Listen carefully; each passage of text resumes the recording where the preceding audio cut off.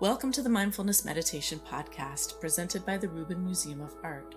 We are a museum in Chelsea, New York City that connects visitors to the art and ideas of the Himalayas and serves as a space for reflection and personal transformation.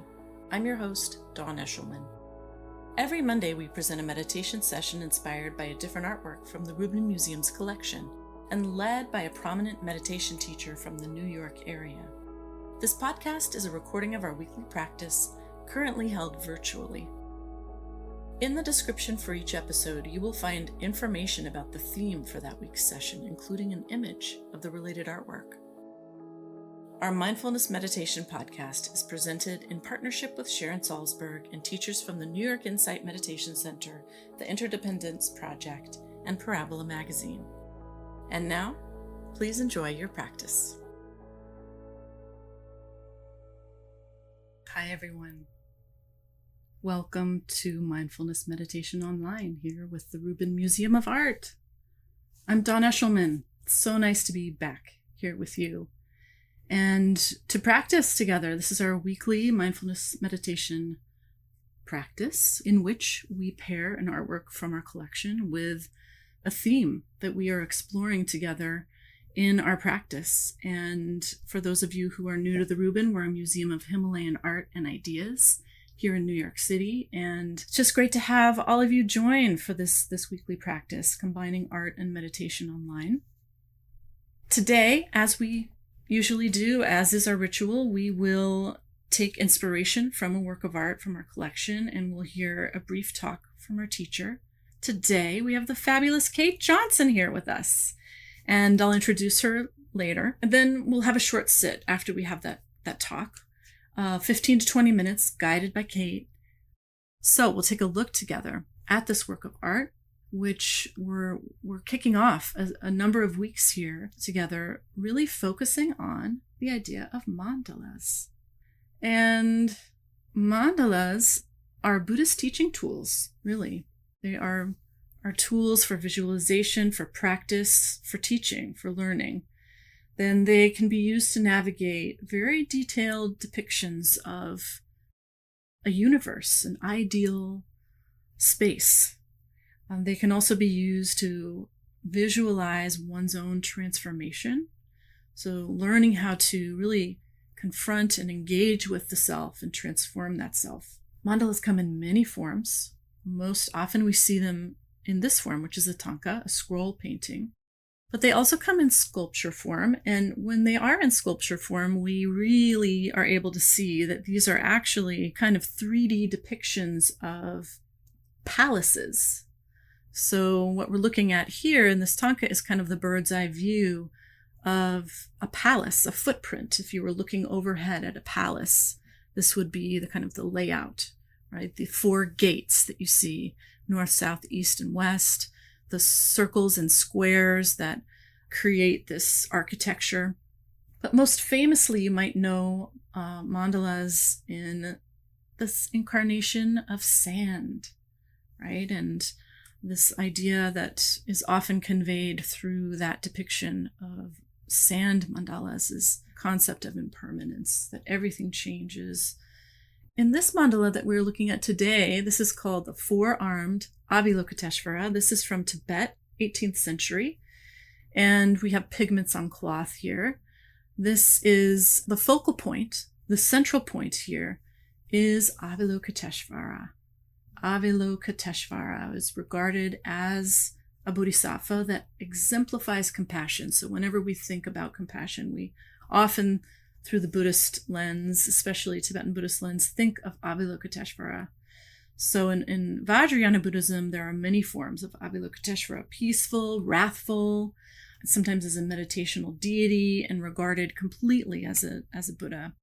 Here we have the peaceful Avalokiteshvara, white in color, 4 hands, and the first pair of his hands are clasped at his heart, holding a wishing jewel. And we can see that he is surrounded on, these petals of a lotus by 6 Buddhas of the 6 realms. For now, I will leave you with this image, with this concept of Avalokiteshvara this Bodhisattva, Buddha of compassion, at the center of this universe. I'm just transitioning us here to welcome our teacher, Kate Johnson, who works at the intersections of spiritual practice, social action, and creativity. She's been practicing Buddhist meditation in the Western Insight or Theravada tradition since her early 20s, and she's empowered to teach through Spirit Rock Meditation Center. She holds a BFA in dance from the Alvin Ailey School at Fordham and an MA in performance studies from NYU. She is a core faculty member of MIT's Presencing Institute and has trained hundreds of leaders and change makers in using social presencing theater, which is a mindfulness and dance improvisation methodology used for strategic planning and systems change. And I'm so excited to share that Kate's book, Radical Friendship, 7 Ways to Love Yourself and Find Your People in an Unjust World, is now available for purchase. So you can find more about it on Kate's website. I know we're about to carry it in the shop as well at the Rubin. And Kate, congratulations and welcome. Thank you so much, Dawn. Hi, everyone. It's really good to be here. And wow, what a stunning image. I was really enjoying looking at the mandala and hearing you talk about it. And we'll practice a little bit today with the quality of compassion inspired by Avalokiteshvara, the Bodhisattva of compassion, and with situating ourselves in our own mandala and in the center of our life. So, as Dawn mentioned, Avalokiteshvara is known as the Bodhisattva of compassion. Bodhisattva is a being who has taken vows to not to transcend the earthly realm, right? But to actually remain connected and in relationship with all beings until all beings are also enlightened. So it's a vow that has a deep reverence for our inherent interdependence. And the thing that's awesome about bodhisattvas is that they love to hear from us. Like they love to help us. It's their whole mission. So if that resonates with you, you can think of Avalokiteshvara as someone who is both someone we can emulate in terms of how they express compassion, and also someone who has compassion for us. And in the very moment where we're practicing compassion for other beings, which we'll do shortly. One thing I'd love to say about compassion is that in these traditions, it's said to be an experience that is a quivering or tenderness of the heart that we feel in response to our own or another being's suffering. So it's a really specific kind of experience. It's a little bit different from empathy or sympathy. And it needs other qualities to support it in staying in its sweet spot. Because one of the things about compassion is that we can easily overshoot compassion and end up in another place. So what I mean by this is that if you think of a kind of like a fuel gauge or something, a lever, that compassion, when there's too little of it, we end up in cruelty, right? We can't actually, or indifference, we can't actually bear to see someone else's suffering or our own. We shut it away. And when we do see suffering, we respond with harshness or cruelty, like, get that out of my face. I don't want to see that. If we have compassion without a certain degree of steadiness and groundedness and equanimity, we end up kind of overarching and in a realm that we would call pity, where we feel so waterlogged and burdened by suffering that we just can't hardly get out of bed. It's all too much. So the idea with this kind of compassion is it's a compassion that is both able to open to the suffering that is present and also to remain upright enough to respond. And a good way to do that is to remain resourced and connected through our sense of our body and our body in space. So that's a little bit of the sweet spot of compassion that we'll try to access today in the practice. So in terms of how we'll practice today, I'll offer a little bit of framing at the beginning of the practice to guide us in, and then I'll provide some space to allow each of us to kind of gather and collect and unify our attention by attending to what we call an anchor, either a breath or body sensation, And towards the end of the practice, I'll offer a little bit of a visualization that will call upon this kind of structural, as Don said, a 3D element of a mandala to help us express compassion in an expansive way. In my lineage, we often do this with metta practice. It's called extending metta practice.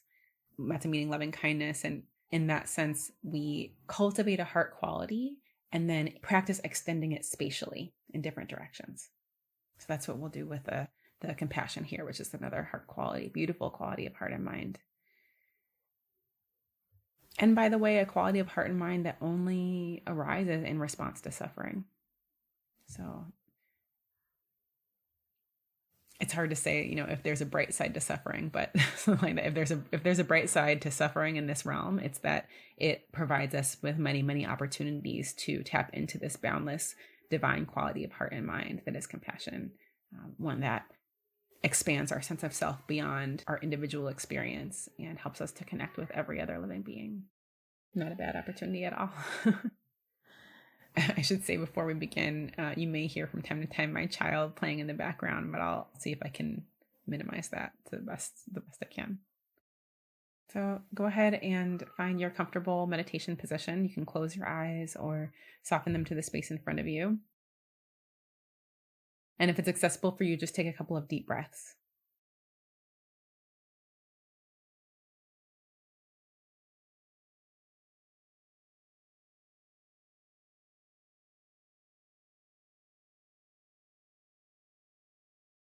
And take a moment to bring forward your awareness of your physical body if you can, noticing what in your body you can feel right now. And seeing if it's possible to bring a loving and non-judgmental awareness to your body as you start to settle in. You might start with some appreciation for the body, which is so innocent in a way, and so tirelessly trying to be good and healthy, to live.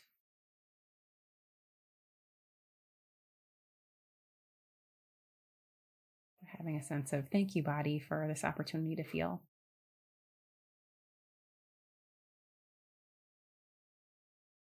And then also noticing if there's anything in the body that needs your attention, any sore spots or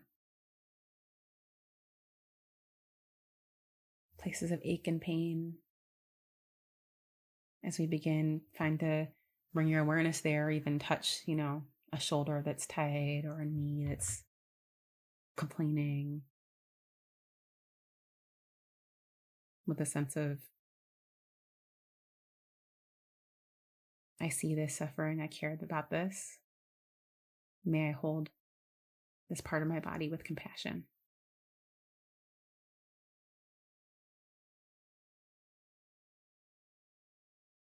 And now see if it's possible to find a part of your body that feels neutral or on the pleasant side of neutral. It could be a familiar anchor that you work with often. Your breath or another body sensation.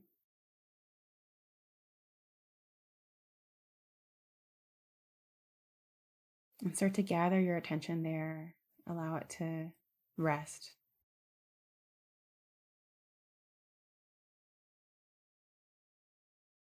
For many of us, the mind is so tired throughout the day, it actually desperately needs to rest. Even giving it some time like this is an act of compassion for the mind.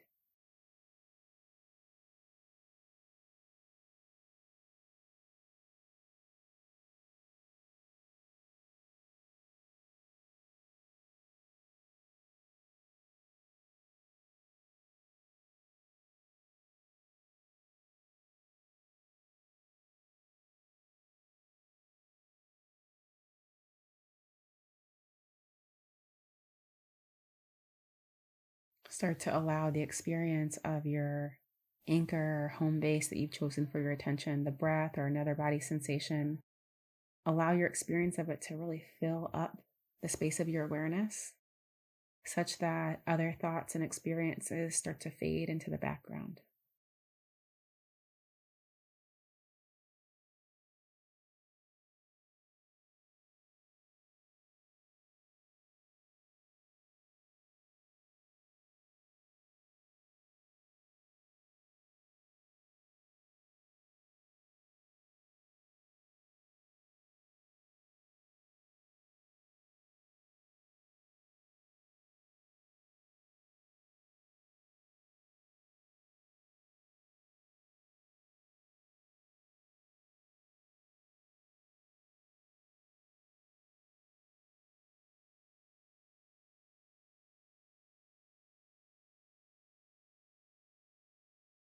A steady, relaxed awareness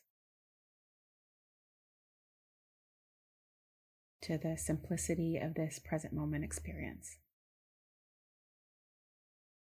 Taking the attitude that you cannot do this wrong.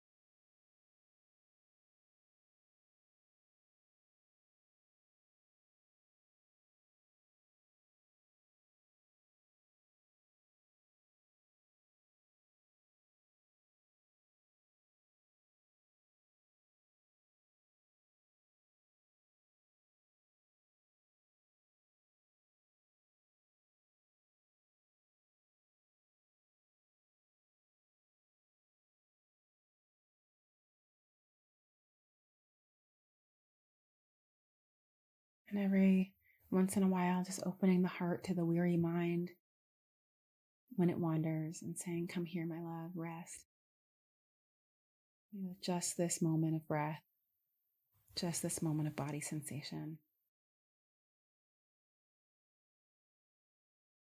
It's okay to relax in this moment.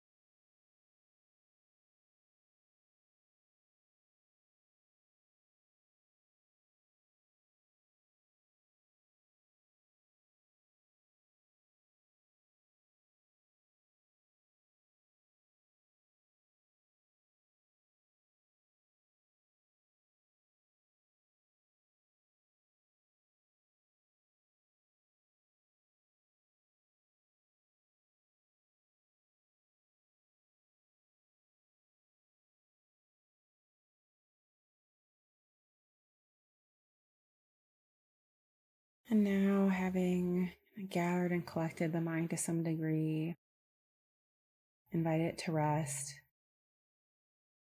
Just reflect if there's been any few moments of sense of steadiness that you've been able to cultivate, sense of groundedness.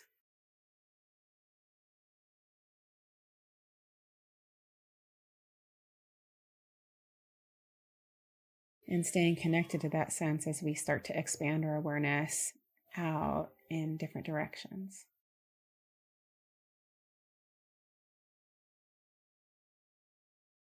And begin by bringing your awareness to the parts of your body that are closest to the floor, closest to the earth.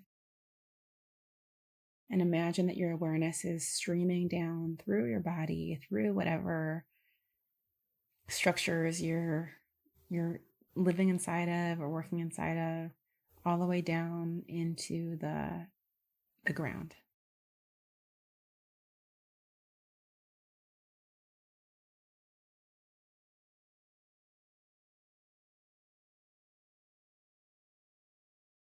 Feeling the quality of support that the ground is offering.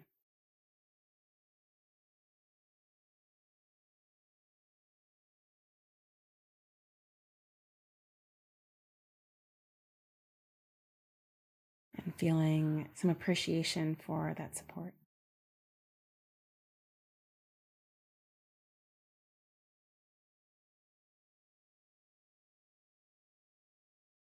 And also some awareness of the way in which the earth is currently suffering.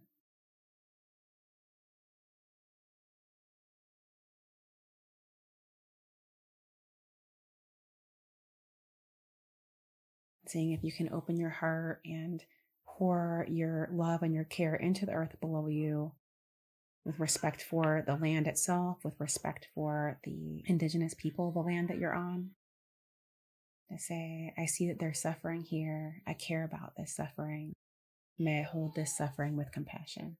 Just repeating that a few times. I see this suffering. I care about this. May this be held with compassion.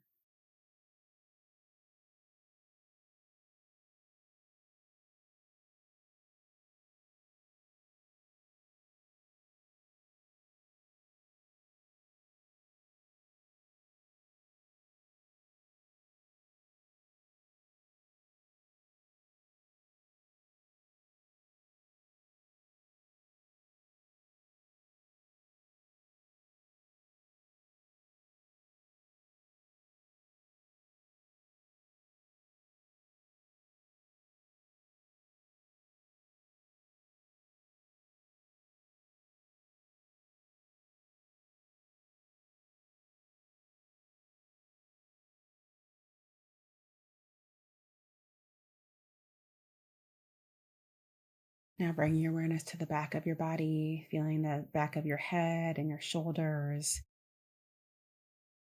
your back ribs, lower back. Sending your awareness out through the back of your body into the space behind you, and imagining that behind you are beings who literally have your back, your ancestors, of your family, of your spirit, of the lineages in which you practice, heroes, mentors, and imagining that they have placed their hands on your back and are sending love to you in this moment.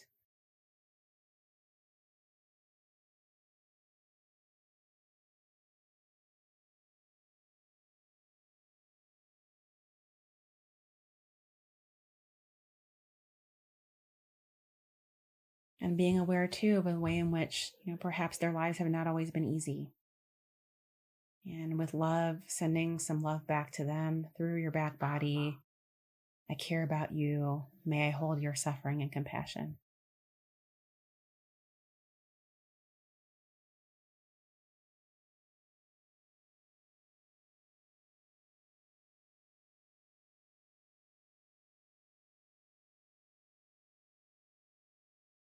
Becoming aware of the sides of your body now and extending your awareness out like huge awareness antennae out to your sides.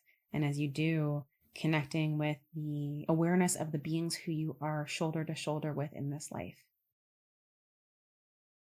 friends, neighbors, colleagues, comrades.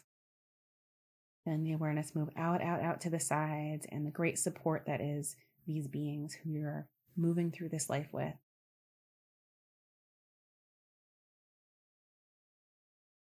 And as you send them your love and connection and feel it coming back to you, also letting in the truth that sometimes life is hard. We're not always in control of how the people around us feel. And so sending out to them this wish of compassion. I see you. I care about your suffering. May I hold your suffering in compassion. Imagine it, the heart expanding out to the sides.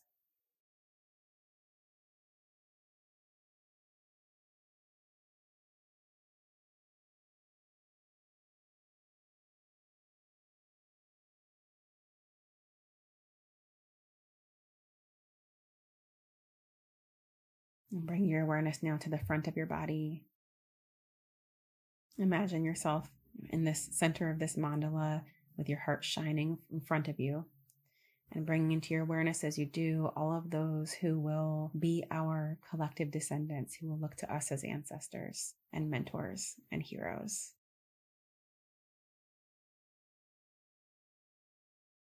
Sensing their presence, perhaps their concern for the future. And as you open their heart to them, sending them care.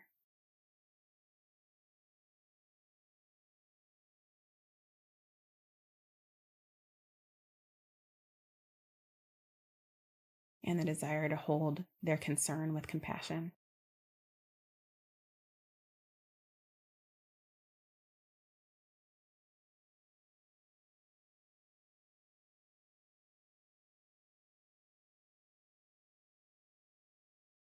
And finally, bring your awareness back to your own body in the center of your own mandala, feeling yourself surrounded by the beings that you are aware of and who love you. Feeling yourself supported by the earth, and turning your awareness towards your own heart, perhaps a hand on your heart. And if there's any tenderness in the heart, quivering, letting that be there, holding it gently in your awareness.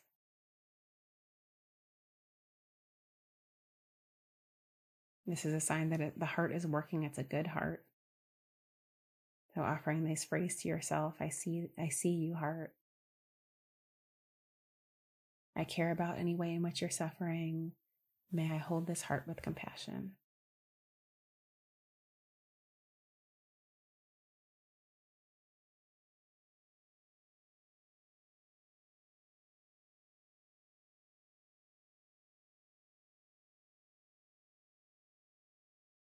And then go ahead and bring the mind and the body as best you can into a relaxed state again, letting go of any visualization, being with the sense of the body breathing or another physical feeling.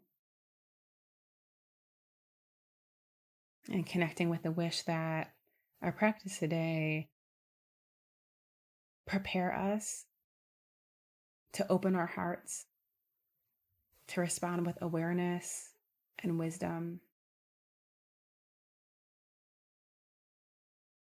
whenever we encounter suffering, whether within us or anywhere around us.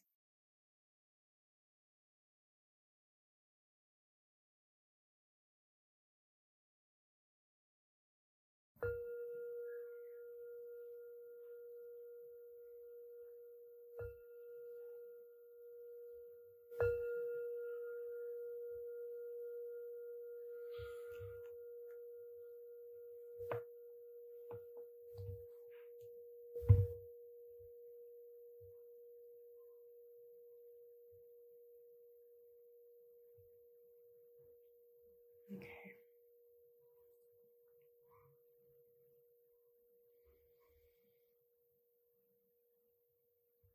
Oh, thank you so much for your practice today.